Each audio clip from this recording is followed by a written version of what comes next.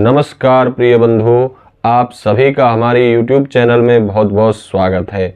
आज के इस वीडियो में आप श्रवण करेंगे मार्गशीर्ष मास के शुक्ल पक्ष की मोक्षदा एकादशी व्रत की कथा। मोक्षदा एकादशी का व्रत मोक्ष प्राप्त कराने वाला व्रत है, पितरों की सद्गति कराने वाला व्रत है। इस व्रत को करने से पितृगणों को मोक्ष की प्राप्ति होती है। बंधुओं, युधिष्ठिर ने भगवान श्री कृष्ण से हाथ जोड़कर निवेदन किया, हे प्रभु, आप जगत पिता हैं, आप सबके ऊपर दया करते हैं और सबका भला चाहते हैं। इसलिए मेरी आपसे विनती है कि आप मेरी जिज्ञासा को शांत कर दीजिए। मार्गशीर्ष माह के शुक्ल पक्ष की एकादशी का नाम क्या है, इस एकादशी व्रत की विधि क्या है और इस एकादशी में किस देवता की पूजा करनी चाहिए, विस्तार सहित मुझे बताकर कृतार्थ कीजिए। भगवान श्री कृष्ण उत्तर में बोले, राजन, तुम्हारा यह प्रश्न संसार के प्राणियों के हित के लिए है, इसलिए संसार के लोग तुम्हारी बड़ाई करेंगे। तुमने यह जो प्रश्न किया है यह बेहद उत्तम है, इससे लोगों का भला होगा। अब अपने प्रश्न का उत्तर ध्यान से सुनिए। भगवान कहते हैं, मार्गशीर्ष मास के शुक्ल पक्ष की एकादशी का नाम है मोक्षदा एकादशी। यह एकादशी सभी पापों को नष्ट करके मोक्ष प्रदान करती है। इस एकादशी व्रत में भगवान विष्णु के ही स्वरूप दामोदर भगवान की पूजा करनी चाहिए।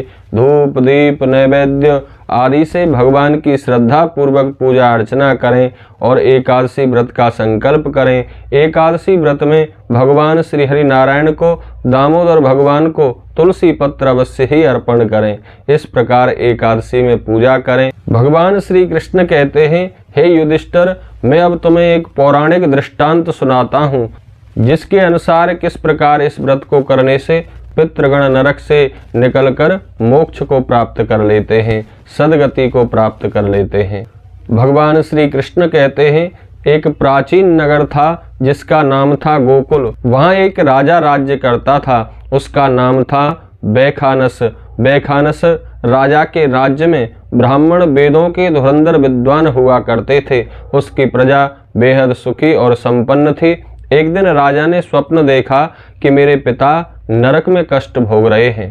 राजा ने प्रातःकाल आंख खुलते ही अपने राज्य में सभा बुलाई। सभी विद्वान ब्राह्मणों को एकत्रित किया गया और राजा ने उन ब्राह्मणों से पूछा कि हे ब्राह्मण देवताओं, मैंने रात्रि में एक स्वप्न देखा है। स्वप्न में मैंने देखा मेरे पिता नरक का कष्ट भोग रहे हैं और वह मुझसे कह रहे हैं कि हे बेटा, कोई ऐसा पुण्य कर्म करो जिससे मैं इस नरक से निकल जाऊं, मुझे इस नरक से छुटकारा दिला दो। जब से उन्होंने मुझसे यह बात कही है, जब से मैंने यह स्वप्न देखा है, तब से मेरा सुख चैन उड़ गया है। अब ना तो मुझे राज ही अच्छा लगता, ना धन दौलत हाथी घोड़े, यह सब मुझे व्यर्थ दिखाई पड़ते हैं।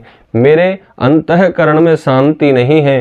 किस प्रकार इस दुख की आग से मेरा शरीर जल रहा है। कोई ऐसा उपाय बताइए जिससे कि मैं अपने पिता को नरक से छुटकारा दिला सकूं। राजा की करुण भरी पुकार सुनकर सभी ब्राह्मणों ने कहा, बोले राजन, यहाँ से कुछ दूरी पर एक मुनि रहते हैं जिनका नाम है पर्वत मुनि। वह भूत भविष्य वर्तमान तीनों के जानकार हैं। वही आपको कोई ऐसा उपाय बता सकते हैं जिससे कि आपके पिता नरक से मुक्त हो सकते हैं। ब्राह्मणों के निर्देश अनुसार राजा पर्वत मुनि के पास जाते हैं वन में। वहाँ बहुत से योगी तपस्वी शांतचित होकर मुनि के आश्रम में उनके चरणार विंद में बैठे हुए हैं।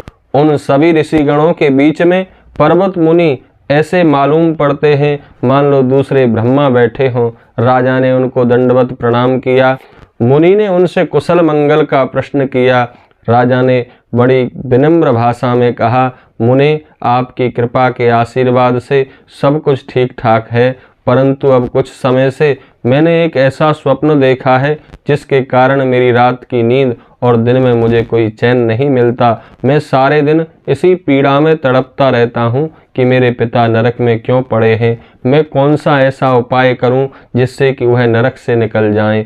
इसी प्रश्न को लेकर मैं आपकी शरण में आया हूँ। आप कृपा करके कोई ऐसा उपाय बता दीजिए जिससे कि मेरे पिता नरक से मुक्त होकर स्वर्ग में स्थान प्राप्त कर लें।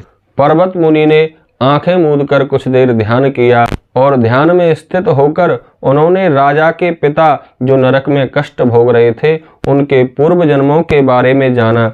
आंख खोलकर ऋषि ने कहा, राजन, मैंने तुम्हारे पिता के पूर्व जन्मों के बहुत से ऐसे कर्मों को देखा है जिसके कारण वह नरक का कष्ट भोग रहे हैं। पूर्व जन्म में तुम्हारे पिता ने बड़ी रानी के कहने में आकर अपनी छोटी पत्नी के साथ भेदभाव किया था।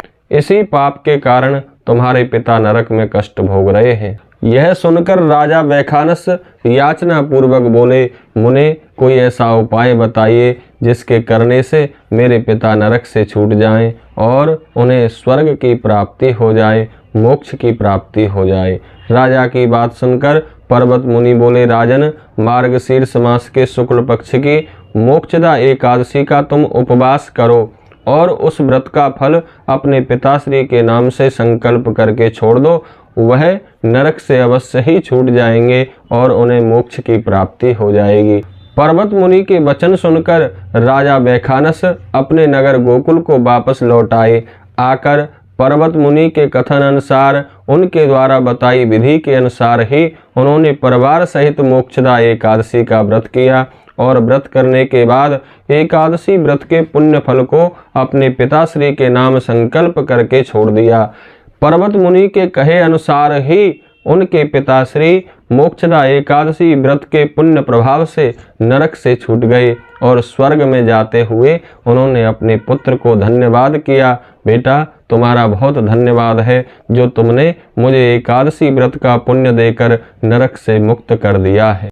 इस मोक्षदा एकादशी के व्रत को जो कोई श्रद्धा भक्ति से करता है उसे अवश्य ही मोक्ष की प्राप्ति होती है, स्वर्ग की प्राप्ति होती है।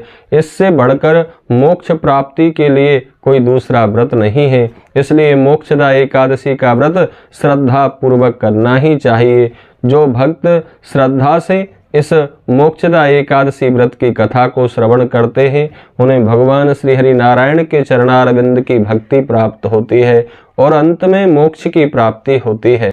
मोक्षदा एकादशी के व्रत में दामोदर भगवान की तुलसी मंजरी से पूजा करनी चाहिए और फलाहार में बेल फल का फलहार लेना चाहिए। आप सभी श्रद्धालुओं को मोक्षदा एकादशी व्रत की बहुत बहुत शुभकामनाएं। नमस्कार, प्रणाम, जय श्री कृष्ण।